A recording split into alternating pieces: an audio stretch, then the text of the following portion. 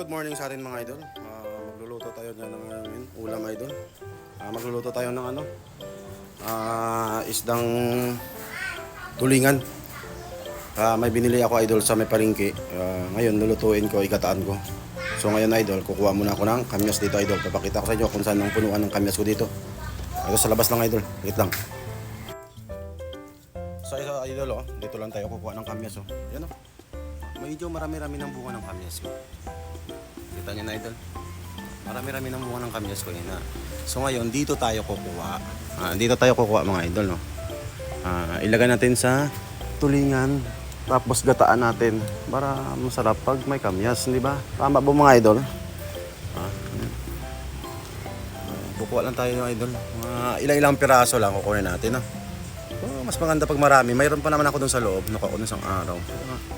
Yung mga idol, ang dami, diba? Yan lang. Yan natin idol, dito lang ako kumukuha pag magluto. So ito na idol ang ating lulutuin, tulingan, saka mayroon tayong talong dyan, saka mayroon tayong kamyas. Itong kinuha ko kaninang kamyas, tapos mayroon tayong pechay. Yan, mayroon tayong gata. Yun lang po mga idol ang ingredients ko, Yun, abangan nyo na lang mamaya. Pag maluto na, papakita ko sa inyo mamaya. Sige, So, ito na idol. Luto na yung ating tulingan nga may gata.